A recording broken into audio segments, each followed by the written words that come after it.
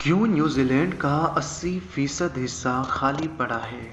New Zealand ایک ایسی سرزمین جو برف سے ڈھکے پہاڑوں، گہرے جنگلات اور جادوئی مناظر سے بھری ہوئی ہے، مگر حیرت کی بات ہے کہ اس ملک کا تقریباً 80% حصہ آج بھی خالی ہے۔ نہ شہر، نہ آبادیاں، صرف خاموش جھیلیں، بے نقاب پہاڑ اور قابل خوبصورت وادیاں۔ لیکن سوال یہ ہے، آخر کیوں جدید پرامن اور ترقی یافتہ نیوزی لینڈ میں اتنی زمینیں انسانوں سے خالی ہیں؟ آج ہم حقیقت جانتے ہیں۔ نیوزی لینڈ دنیا کے کنارے وسیع پیسفک سمندر کے بیچ تنہا کھڑا ہے۔ اس کا قدرتی حسن لاجواب ہے، لیکن یہ زمین اتنی ہی سخت اور بے رحم بھی ہے۔ اونچے برفانی پہاڑ، آتش فشاں خطرناک گھاٹیاں، گہرے جنگلات اور جنگلی علاقے، یہ سب کچھ اتنا دشوار ہے کہ انسان کے لیے رہائش یا شہروں کی تعمیر تقریباً ناممکن ہے۔ یہاں قدرت کا راج ہے، انسان صرف مہمان ہے۔ نیوزی لینڈ کا رقبہ برطانیہ کے برابر ہے، مگر آبادی صرف 50 لاکھ کے قریب، لوگ کم، زمین بہت زیادہ، اس لیے بڑے علاقے آج بھی خالی ہیں۔ زیادہ تر لوگ صرف کچھ بڑے شہروں میں آباد ہیں، آکلینڈ، ویلنگٹن، کرائسٹ چرچ، باقی ملک قدرت کے حوالے۔ ہزاروں سال پہلے جب ماؤری لوگ یہاں آئے تو انہوں نے ساحلی علاقے اور زرخیز زمینوں پر بستیاں بنائیں، باقی سخت پہاڑی علاقے خالی چھوڑ دیے۔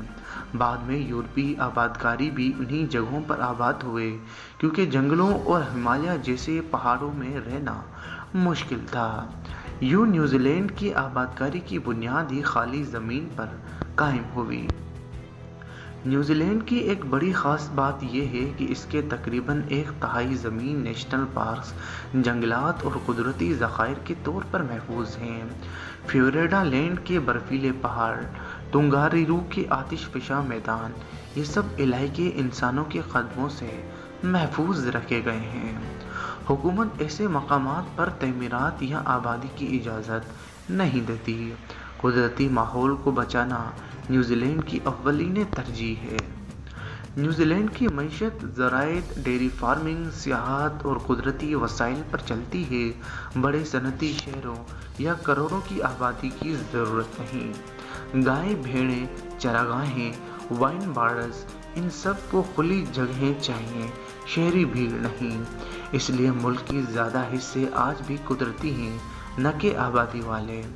دنیا کی بھیڑ آلودگی اور شور شرابے میں نیوزی لینڈ کی خاموشی اس کی سب سے بڑی طاقت ہے۔